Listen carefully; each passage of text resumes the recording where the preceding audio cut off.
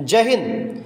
आज के जो ऑब्जेक्टिव है मैथमेटिक्स के हैं और चैप्टर 1 से लेके तो पूरे चैप्टर 13 14 चैप्टर तक पूरे लिए गए हैं। इंपॉर्टेंट, वेरी मोस्ट इंपॉर्टेंट है। मेरे शब्दों पर विशेष आपको ध्यान देना है। जो बोलता जाऊंगा उनको लिखते हुए चलना है, बोलते हुए चलना है, सुनते हुए चलना। जैसे आपको याद हो जाए ऐसे आप कंप्लीट करते चलिएगा। ओके है ना भाई। पहला क्वेश्चन है आपका ACF A into B into LCM A B. तो इसका आंसर क्या आएगा? A into B. क्या जाएगा? ए। अब यहाँ पे कभी कभी क्या जाता है, एसीएफ इंटू एलसीएम आ जाता है। ए बी की जगह क्या जाता है? Only for ACF into LCM. तो क्या जाएगा? दोनों संख्याओं का गुणनफल। क्या जाएगा? दोनों संख्याओं का गुणनफल। या क्या जाएगा? पहली संख्या गुणित दूसरी संख्या। तीन तरीके से क्वेश्चन आता है, आपको रटना नहीं है, इसलिए ध्यान से समझते चलना। आगे रूट 2 क्या है? क्या एक अपरिमेय संख्या है? बिल्कुल। तो अब रूट 2 की जगह वो बदल सकते हैं, रूट 3 दे सकते हैं, रूट 5 दे सकते हैं। मतलब इस रूट के अंदर जो भी संख्या आएगी वो एक अभाज्य संख्या आएगी। क्या आएगी? ज्यादातर तो क्या आएगा? यदि एक p एक अभाज्य संख्या है, ऐसा जाता है, यदि p एक अभाज्य संख्या है तो क्या ये परिमेय होगी कि अपरिमेय होगी? तो राइट आंसर क्या जाएगा? अपरिमेय। क्या आएगा इसका? अपरिमेय संख्या।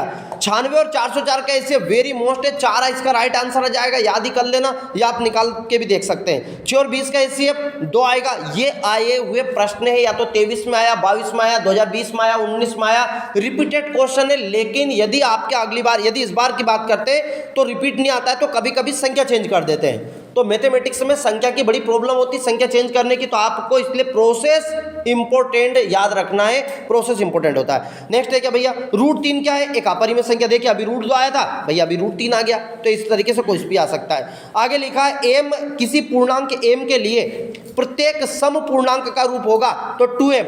यहाँ पे क्या होता है, ये एम की संख्या बदल देते हैं। कभी q लिख दिया, कभी r लिख दिया, कभी m लिख दिया, कभी s लिख दिया। जो भी आएगा उसमें 2 जुड़ जाएगा। तो समझ में आया कि 2m। विषम पूर्णांक का रूप क्या होगा? 2m + 1।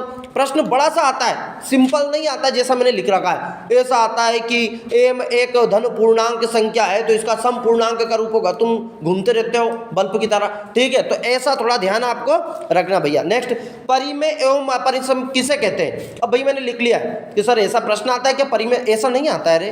आता है कि निम्नलिखित में कौन सी परिमेय है, कौन सी अपरिमेय। इसलिए यदि आपने परिमेय और अपरिमेय संख्या किसे कहते हैं यदि ये जान लिया तो परिमेय और अपरिमेय संख्या को आसानी से कर पाओगे। करेक्ट है?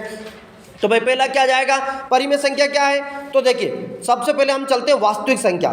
तो वास्तविक संख्या, परिमेय और अपरिमेय संख्या के कॉम्बिनेशन को वास्तविक संख्या कहा जाता है। तो वास्तविक संख्या किसे कहते हैं? परिमेय और अपरिमेय का संयुक्त रूप वास्तविक संख्या कहलाता है। परिमेय संख्या किसे कहते हैं? जिसे हम p/q के रूप में व्यक्त कर सकते हैं उसे परिमेय संख्या कहते हैं। ध्यान रखें, q ≠ 0, इस पर विशेष ध्यान रखें।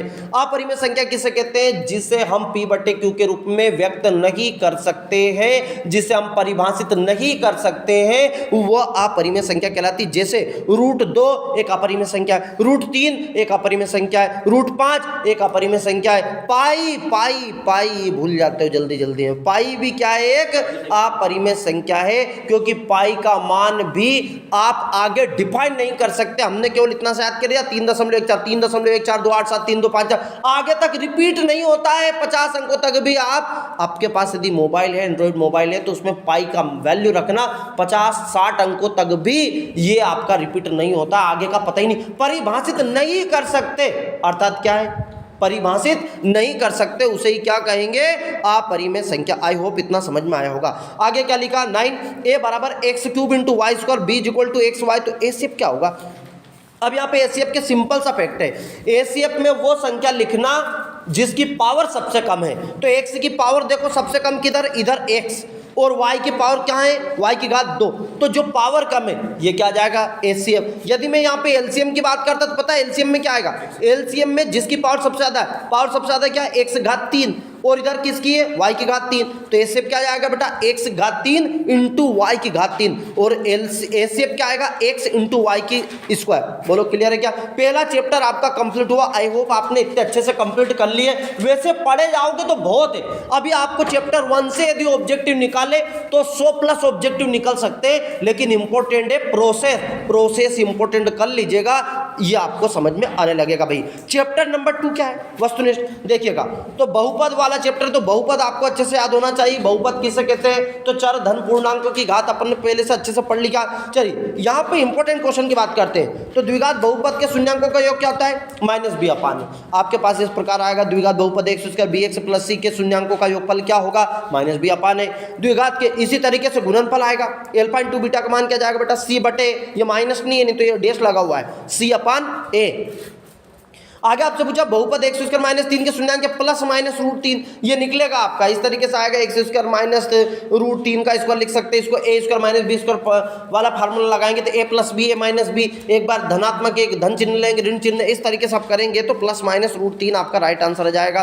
ओके डन, आई होप इतना समझ में आ रहा होगा। आगे त्रिघात बहुपद के कितने शून्यांक है, तो कितने भैया, 3 है। त्रिघात बहुपद के कितने शून्यांक, नोट्स को भी आप सामने रखें, जो मैंने नोट्स दिए थे वो सामने भी आप रख के चले, ताकि पढ़ते हुए चले, रीड करते चले, पढ़ते चले, सुनते चले, लिखते चले, देखते चले, सुनते चले, और जैसे आपको याद हो सकता है, याद होना चाहिए। इंपॉर्टेंट क्या है, याद होना चाहिए, याद रहना चाहिए, क्योंकि इंपॉर्टेंट ये नहीं कि आपने कितना पढ़ लिया है, अरे पढ़ने से ज्यादा महत्वपूर्ण है कि आपको याद कितना रहा है। महत्वपूर्ण क्या है, याद होना चाहिए। चलेगा, आगे चलते भैया।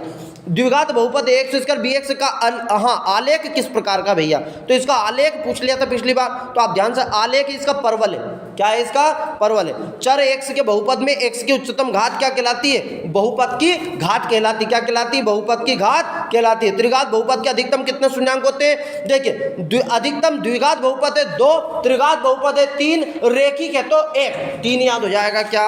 आई होप आपको समझ में आया होगा।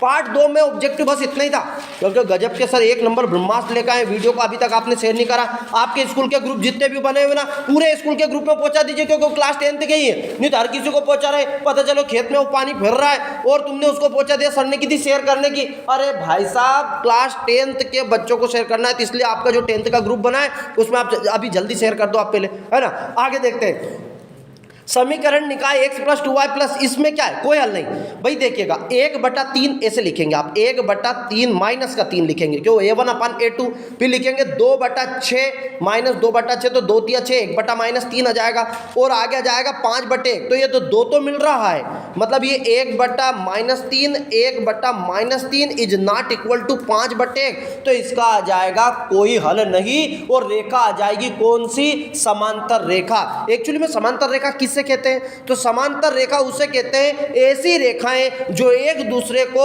कभी प्रतिच्छेद नहीं करती है, समांतर रेखा कहलाती है। आई होप आपने समांतर रेखा समझ में आ गया होगा। प्रतिच्छेदी रेखा भी आता है, प्रतिच्छेदी रेखा किसे, ऐसी रेखा जो एक निश्चित बिंदु पर एक दूसरे को प्रतिच्छेद करती है, प्रतिच्छेदी रेखा कहलाती है। समझ में आया कि नहीं आया, चलेगा। नेक्स्ट है a1 upon a2 is not equal to b1 upon, very very very important है, ये तीनों तो लपक के हैं, मतलब आई जाता पहले नंबर पे आपके दर्शन ही इसी के होंगे। जिस तरीके से आप सुबह उठते श्री नारायण के दर्शन होते, सूर्य भगवान के आपके दर्शन होते, इसी प्रकार जैसे ही पेपर शुरू होता है मेरे भैया, सबसे पहले क्वेश्चन हो सकता है आपको शुरुआत इसी से हो। समझ में आया कि नहीं आया, आगे देखते हैं।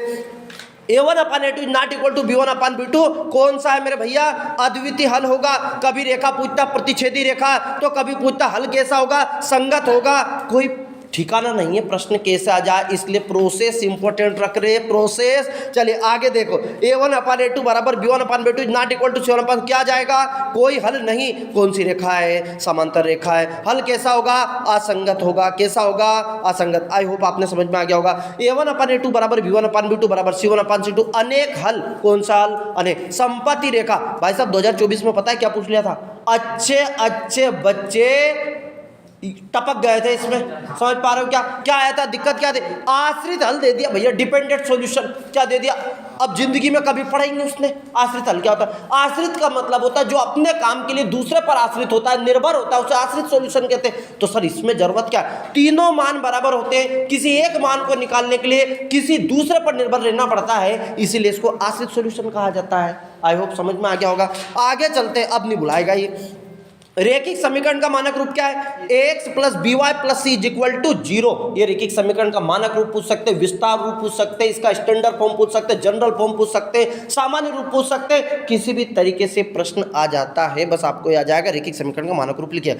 आगे समझ में, x plus Y is equal to 8, तो ये ऐसे मान रखने के लिए आ जाता है, जरूर नहीं कि यही आ जाए, ऐसा आ जाए कि x plus 3y is equal to 5, कोई ठिकाना नहीं प्रश्न कैसा आ जाए। आपको ऐसा मान निकालने, तो आपने विलोपन प्रतिस्थापन में करते हैं, बाद में नहीं रखते कि x का मान रखने पर, y का मान रखने पर आता है मान, बस वहीं तक तो था।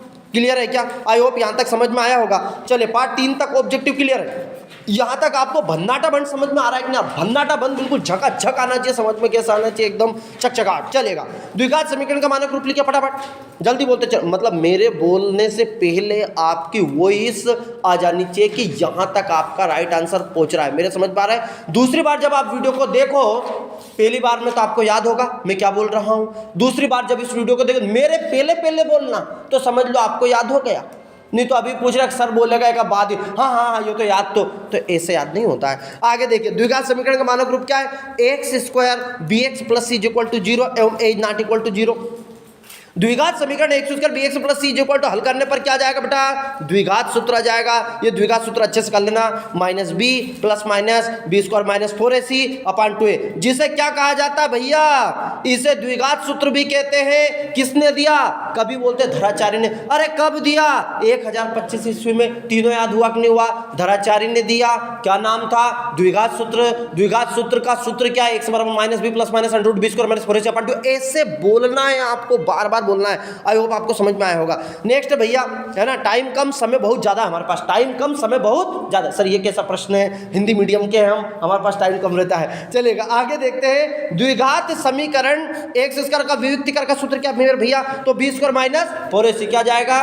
बी स्क्वायर माइनस 4ac, इसको डी से इंडिकेट करते हैं, डी से प्रदर्शित करते हैं। ओके, अभी तीन very very very very very important है। B square minus 4ac greater than 0 क्या है? मूल वास्तविक व भिन्न क्या जाए? अब भिन्न कभी कभी तुम बनाते रहते हो, सर भिन्न तो है ही नहीं। अरे भिन्न की जगह कभी कभी मेरे लल्लाओं क्या जाता है? यहाँ असमान आ जाता है। क्या जाता है रे मेरे भैयाओं? असमान। क्या जाता है? भिन्न की जगह क्या जाता है? असमान। नहीं तुम ढूंढते रहो और बनाते रहो मेरे पे कि सर आपने तो भिन्न की बोली थी और वहां असमान आ गया, तो क्या जाता? मूल वास्तविक व असमान। बी स्क्वायर माइनस 4ac क्या जाएगा? मूल बराबर क्या जाता? वास्तविक व समान।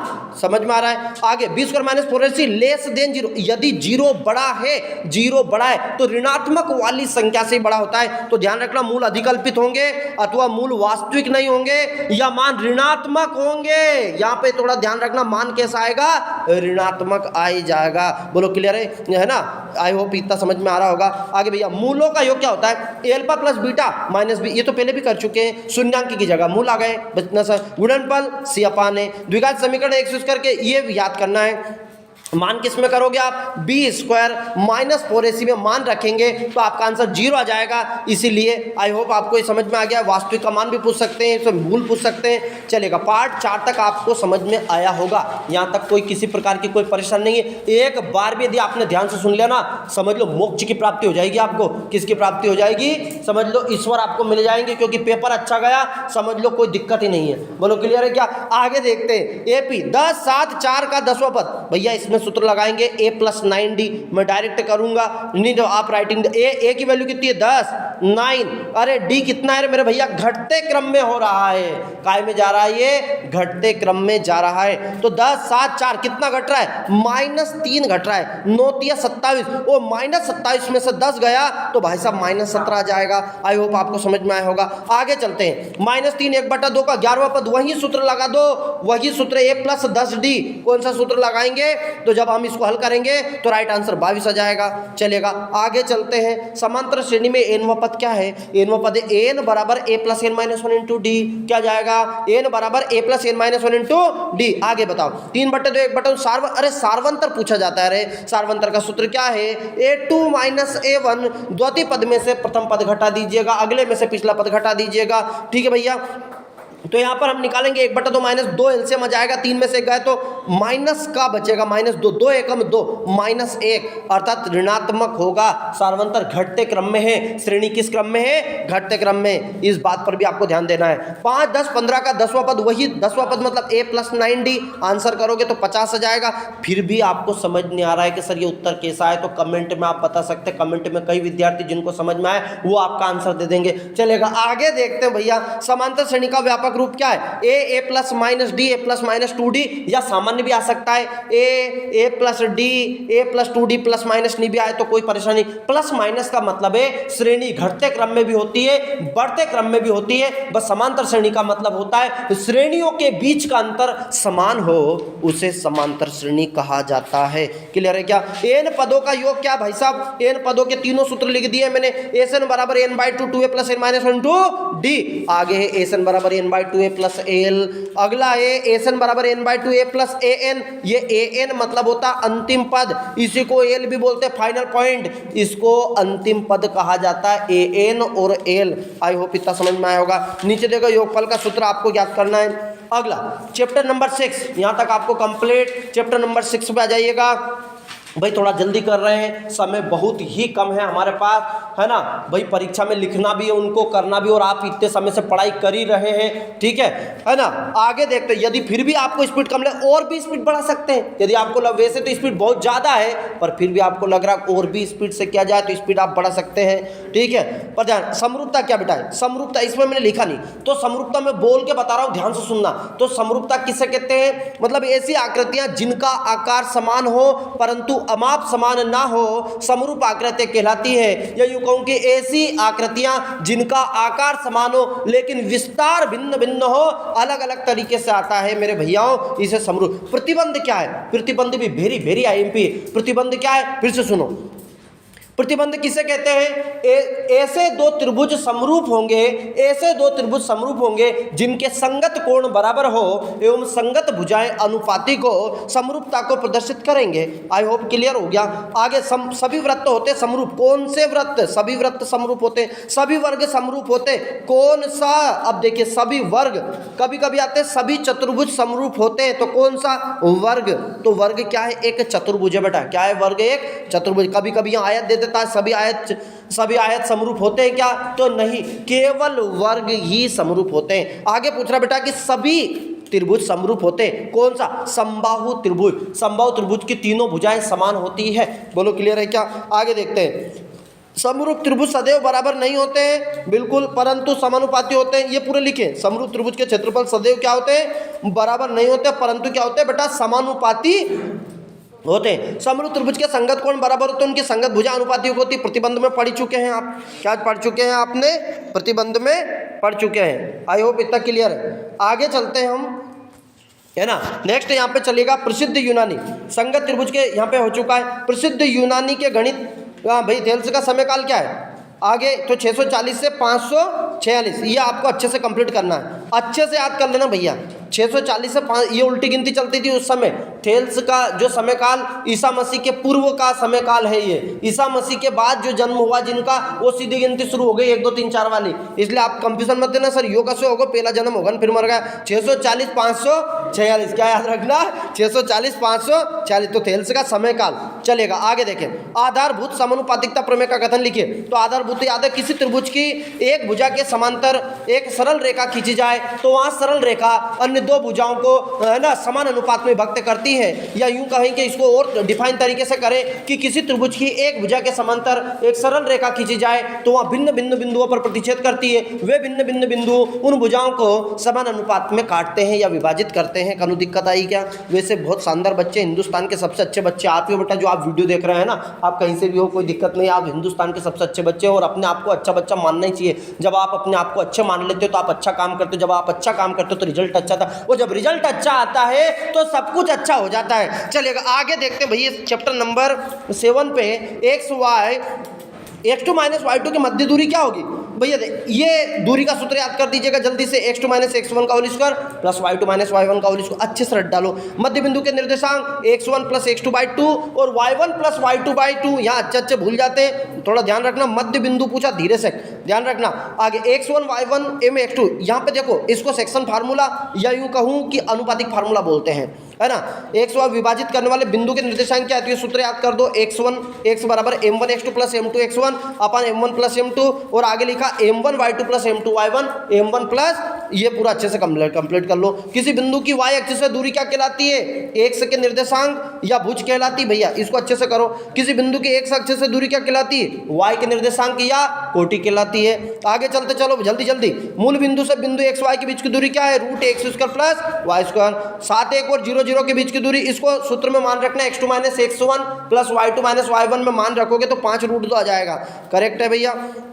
आगे चलो, 0 5 एवं माइनस 5 की दूरी क्या होगी, 5, इसका भी x2 माइनस x1 में वैल्यू रखोगे, राइट आंसर आ जाएगा। इसमें वैल्यू पुट करने वाले, ये चैप्टर जो है 7 चैप्टर, इसमें चैप्टर एक क्वेश्चन का चाहे 2 नंबर का आए, एक जैसे हल करना है इसमें, क्योंकि सूत्र तो लगाना पड़ेगा, चाहे 1 नंबर का हो चाहे 2 नंबर का। तो इसमें थोड़ा सा आपको समय लग सकता है। एक ऑब्जेक्टिव आता है, पिछली बार भी आया था ये, ठीक है। जैसे ये जो नवा आया था ना 3 माइनस 2, अब बीच की दूरी 7.07, इसमें क्या जब वैल्यू रखोगे ना तो 5 रूट 2 इसका आंसर आ जाएगा। और जब रूट 2 की वैल्यू रखोगे ना तो 1.414 होता है। रूट 2 की वैल्यू क्या होती है बेटा, 1.414, और जब गुणा करोगे तो 7.07 लगभग आ जाएगा। तो पिछली बार ये क्वेश्चन डायरेक्टली 5 रूट 2 नहीं आया था इसमें वैल्यू, तो यहाँ पे वैल्यू मैंने इसलिए लिख दिया, मान लिख दिया। रूट 2 का मान क्या होता है बेटा, 1.414। रूट 3 का मान क्या होता है, 1.732। रूट 5 का मान क्या होता है, 2.236। बस रूट 2 रूट 3 के वेरी मोस्ट है। आई होप आपको 7 चैप्टर तक कोई परेशानी नहीं आ रही होगी। हम चाहते हैं एक ही वीडियो में पूरी चीजें कंप्लीट हो, बार बार का टेंशन खत्म।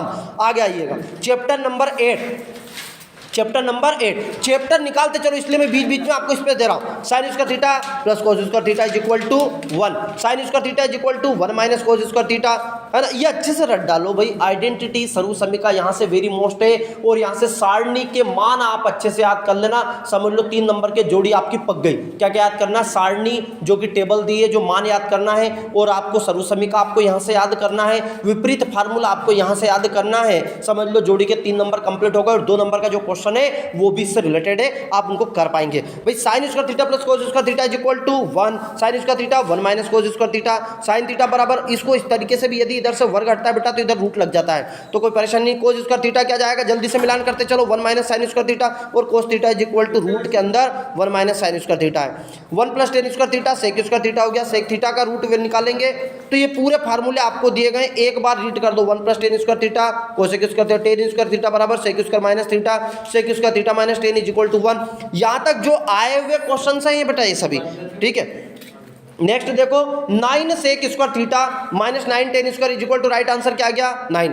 टेन 30 का मान पिछली बार भी पूछ लिया, 1/√3 साइन स्क्वायर 25। कभी कभी ये प्रश्न ऐसा आ जाता है, sine square 25 plus cos square 25 की वैल्यू क्या आ गई बेटा 1। आगे देखो, टेन 60 की वैल्यू क्या आती है √3, साइन 0 की वैल्यू 0, कोस 45 की 1/√2, कोस 0 की 1, साइन 30 की 1/2, और सारणी के सभी मान याद कर लो। ये तो मैंने वो दिए जो आए हुए हैं, ये तो याद ही होना चाहिए। और आगे मैंने लिख दिया बेटा, है ना। मैं चाहता हूं कि आपका पूरा पेपर शानदार जबरदस्त तो और अच्छा जाए। आगे देखिए, साइन थीटा बराबर बेटा ये अपोजिट बोलते हैं, तो साइन का अपोजिट होता है 1 कोसेक थीटा, कोसेक का 1 साइन, टेन का साइन बटे कोस, कोट का कोस बटे साइन, कोस का 1 सेक, सेक का 1 कोस।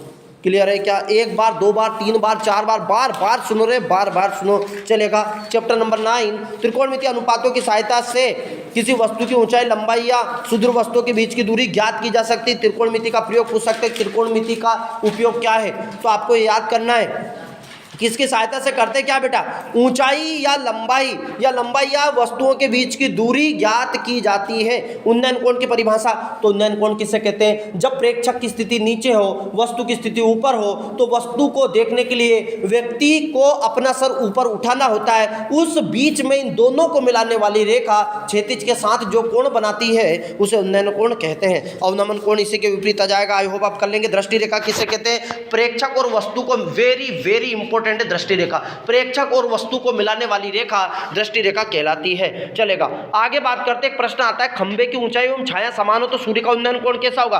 45 डिग्री। ध्यान रखना कि जब भी 45 डिग्री हो तो मान बराबर होगा, ठीक है, कभी, है ना, तो ये ध्यान रखना, खंबे की ऊंचाई और छाया, तो ये वाला आपका हो जाएगा। चैप्टर नंबर 11 नेक्स्ट भैया, अच्छा सॉरी 10, है ना। वृत्त के किसी बिंदु पर खींची गई स्पर्श रेखा की संख्या होगी वो 1। यहाँ पे थोड़ा बड़ा कंफ्यूजन होता है। वृत्त पर पूछेगा, वृत्त के किसी बिंदु पर खींची गई, किसी एक बिंदु की बात कर रहा है तो 1 उत्तर आ जाएगा। स्पर्श बिंदु से जाने वाली त्रिज्या स्पर्श रेखा पर लंब होती है, क्या होती है? रिक्त स्थान आएगा, तो लंब लिखना है आपको। किसी वृत्त की स्पर्श रेखा उसे कितने बिंदु पर प्रतिच्छेद करती है? बेटा एक बिंदु पर, ध्यान रखिएगा, क्या करती है? एक। ये रिक्त स्थान में भी आता है। स्पर्श रेखा किसे कहते हैं? प्रतिच्छेद रेखा किसे? एक वाक्य में भी पूछ सकते हैं। तो स्पर्श रेखा में आपको ऐसा लिखना, किसी वृत्त की स्पर्श रेखा यदि उसे केवल एक बिंदु पर प्रतिच्छेद करती है तो उसे स्पर्श रेखा कहते हैं। यही प्रश्न बन जाएगा। आगे बेटा पूछा है, एक रेखा जो वृत्त को 2 बिंदुओं पर प्रतिच्छेद करती है क्या कहलाती है? छेदक रेखा कहलाती है। स्पर्श रेखा किसे कहते हैं? स्पर्श रेखा और वृत्त के उपरिष्ट बिंदु को क्या कहते हैं? स्पर्श बिंदु कहते हैं। किसी वृत्त पर, हाँ ये कंफ्यूज हो जाता, पांचवा आप अच्छे से याद कर लेना। स्पर्श रेखा और वृत्त के विनिष्ट बिंदु को क्या कहते हैं? स्पर्श बिंदु कहते हैं। कभी कभी पूछ लेते हैं स्पर्श बिंदु किसे कहते हैं, तो आप याद कर लेगा, स्पर्श रेखा और वृत्त के विनिष्ट बिंदु को क्या कहते हैं? बेटा स्पर्श बिंदु। किसी वृत्त पर कितनी स्पर्श रेखा खींची जा सकती है? बेटा तो अनेक खींची जा सकती है। स्पर्श रेखा और वृत्त के विनिष्ट बिंदु को, वृत्त को क्या कहते हैं? स्पर्श बिंदु कहते हैं। ये वेरी वेरी मोस्ट थे, आपने कर लिए होंगे। अगला चैप्टर, अगले चैप्टर में तो आपको फार्मूले याद होने चाहिए बेटा अच्छे से, है ना। और अभी तक आपने वीडियो शेयर नहीं करा, क्या दिक्कत, क्या तुम्हें दिक्कत, क्या परेशानी, क्या? वीडियो को शेयर कर दो। कहां पर? क्लास 10th वाले के पास पहुंचना चाहिए। अब तुम सोच रहे हो कि सर हमसे ज्यादा नंबर ले आएगा, अरे कोई दिक्कत नहीं भैया, जिसको जितना आना है, जो जितना अच्छे से रिवीजन करेगा वही तो याद करेगा। एक टीचर तो सबको पढ़ाते, फिर हम ज्यादा नंबर क्यों आ पाते? रिवीजन किसका है? रिवीजन बार बार करो। बोलो कोई दिक्कत है क्या, कोई परेशानी है? आगे देखो, वृत्त का क्षेत्रफल क्या है? Pi r square. अच्छे से करो। अर्धवृत्त का क्षेत्रफल 1/2 पाई स्क्वायर। चतुर्थांश का क्षेत्रफल 1/4 पाई स्क्वायर। ये अच्छे से करो। वृत्त, अर्धवृत्त, चतुर्थांश 4 भाग, अर्धवृत्त 2 भाग। इसमें वो 10 तान वाला भी आता है, तो भैया आपसे 8 तान है तो 1/8 पाई आर स्क्वायर सूत्र लगाएंगे आप। 10 तान जाए तो 1/10 पाई आर स्क्वायर। चतुर्थांश से 4 भाग 1/4। तो थोड़ा सा ध्यान रखिए। त्रिज्या खंड का क्षेत्रफल क्या बेटा? त्रिज्या खंड का क्षेत्रफल है पाई आर स्क्वायर θ/360। दीर्घ त्रिज्या खंड का क्षेत्रफल क्या? पाई आर स्क्वायर इंटू 360 माइनस θ/360। इसको अच्छे से कर लेना भैया, ये वाला पाई आर स्क्वायर 360। ये दीर्घ की बात है कि दीर्घ में से हम 360 में से घटा देंगे। चाप की लंबाई का सूत्र बेटा 2 पाई आर इंटू θ/360। 2 से यदि काट देते हैं तो 180 जाएगा, पाई आर स्क्वायर इंटू θ/180। आगे वृत्तखंड का क्षेत्रफल ये पूछ लिया जाता है ना। इसको 2 तरीके से, एक तो ये सूत्र दिया है मैंने नीचे, pi r square into θ/360 minus 1/2 r square sine theta. लेकिन जो ऊपर वाला है ना, pi r square into θ/360 minus त्रिभुज AOB का क्षेत्रफल। इसका मतलब है आप त्रिभुज का क्षेत्रफल भी लिख सकते हैं, सिंपल सी बात है। आगे चलते चैप्टर नंबर 12 बेटा। आगे बेलन का आयतन का सूत्र क्या, जल्दी बताओ? पाई आर स्क्वायर एच। बेलन का वक्र पृष्ठ 2 पाई आर एच। बेलन का संपूर्ण पृष्ठ 2 पाई आर आर प्लस। यहाँ पे फार्मूले बेस्ड ही क्वेश्चन पूछे जाते हैं। क्वेश्चन में भी आपको हेल्प मिलेगा, सूत्र याद है तो, और वस्तुनिष्ठ में भी भैया। आगे देखो, शंकु का आयतन का सूत्र बेटा 1/3 पाई आर स्क्वायर एच। शंकु का वक्र पृष्ठ पाई आर एल। शंकु की तिर्यक ऊंचाई एल बराबर H square plus R square. और शंकु का संपूर्ण पृष्ठ का क्षेत्रफल क्या है? Pi R L plus R. बेटा परेशान मत हो, मुंह मत फाड़ो, मुझे पता है तुम थक चुके हो। अरे बार बार मुंह धो धो के पढ़ो, लेकिन नंबर आने चाहिए। क्या आने चाहिए? नंबर। इसलिए कह रहा हूं मोबाइल को दूर रख के सुनो, बस सुन लो, जिसमें उद्धार हो जाएगा, बहुत से पार हो जाओगे आप। बोलो क्लियर है क्या? आगे देखिए, अर्धगोले का आयतन 2/3 पाई आर क्यूब। अर्धगोले का पृष्ठीय क्षेत्रफल 2 पाई आर स्क्वायर। पृष्ठीय क्षेत्रफल पूछा, ध्यान रखना, पृष्ठीय क्षेत्रफल कुल पृष्ठीय क्षेत्रफल में बड़ा अंतर है। संपूर्ण पृष्ठ का 3 पाई आर स्क्वायर है। आगे आपसे बोला गोले का आयतन का क्या सूत्र बेटा? 4/3 पाई आर क्यूब है। गोले का पृष्ठ 4 पाई आर स्क्वायर है। बेलन शंकु का, हाँ ये बड़ा इंपॉर्टेंट क्वेश्चन है। बेलन है वो पहले बेलन आ जाए तो शंकु का 3 गुना होता है, और शंकु बेलन का 1/3 होता है। लेकिन कब? जब त्रिज्या और ऊंचाई समान हो। दोनों की थोड़ा ध्यान रखिएगा, ठीक है। नेक्स्ट देखो बेटा, घनाभ का आयतन क्या है, एल बी एच। सूत्र क्या है घनाभ का आयतन का, एल बी एच। यहाँ पर A into B into C भी आ जाता है, कभी कभी ढूंढते फिरो आप, A into B into C. कीने का मतलब है लंबाई चौड़ाई और ऊंचाई का गुणनफल घनाभ का आयतन कहलाता है। आगे चलो, वर्ग का क्षेत्रफल ए स्क्वायर या भुजा गुणित भुजा दोनों लिख दिए संभावित। घन का आयतन का सूत्र क्या बेटा, भुजा घात 3 या एल की घात 3 या ए की घात, जो जो संभावना बन सकती है वो हमने लिख दी है, कोई दिक्कत है क्या। आगे घनाभ का पृष्ठ क्षेत्रफल बेटा 2LB into B H plus HL, ये ABC BC CA इनमें भी आ सकते हैं। आगे देखो, घन का पृष्ठ क्षेत्रफल क्या होता है बेटा, 6L स्क्वायर। क्या है, 6L स्क्वायर। आई होप इतने अच्छे से कर लिए होंगे भाई, है ना। वो दबा दबा के लाइक कर दीजिएगा और कमेंट तो कम से कम इतनी लपक लपक के लिखा करो कि बस पूछो बस, सामने वाले हिल जाने चाहिए कि क्या गजब का बच्चे ने क्या कमेंट लिया, और हमें भी समझ में आता है कि हाँ आपने पढ़ा कि नहीं पढ़ा। चलेगा आगे देख, 3 बराबर 3 गुणित माध्यक बराबर क्या आता है बेटा, बहुलक प्लस, ये 2-3 तरीके से आता है बेटा प्रश्न, है ना। यहाँ पर 3 तरीके से आता, बहुलक का कभी सूत्र पूछ ले तो क्या जाता, 3 गुणित माध्यक माइनस 2 गुणित माध्य, 3 तरीके से आता है, तो इसको अच्छे से कंप्लीट कर लीजिएगा। वर्ग 20-40 का वर्ग चिन्ह क्या जाएगा, इनको जोड़ के 2 का भाग लगाना है। 20 और 40 कितने हो जाएंगे, 60, 60 में 2 का भाग लगाएंगे 30 आ जाएगा। आगे सर्वाधिक बारंबारता वाला वर्ग क्या कहलाता है बेटा, बहुलक वर्ग कहलाता है। क्या कहलाता है, आगे चलते हैं। 1 2 3 4 5 का समांतर माध्य क्या कहलाएगा, इन सबको जोड़ के 5 से भाग लगा दो, 5 या 15। तो कभी भी समांतर माध्य पूछे तो आपको क्या करना है, सभी को जोड़ के जितनी संख्या है उससे आपको भाग लगाना है। आगे माध्यिका का सूत्र है, ये तो याद कर लिया होगा आपने, L1 + n/2 - CF अपन F × H। आगे चलते, संचय बारंबारता किसे कहते हैं, ये पूछ लिया जाता है। उस वर्ग से पहले वाले सभी वर्गों की बारंबारता का योग होता है, इसको याद भी कर लेना। संचय बारंबारता किसे कहते हैं, वाक्य में भी आ जाएगा तो लिख दोगे, उस वर्ग से पहले वाले सभी वर्गों की बारंबारता का योग होता है बेटा, है ना। नेक्स्ट, प्रायिकता किसे कहते हैं, किसी निश्चित घटना की प्रायिकता की परिभाषा अच्छे से कर लेना। प्रायिकता क्या, अनुकूल परिणामों की संख्या बटे कुल परिणामों की संख्या।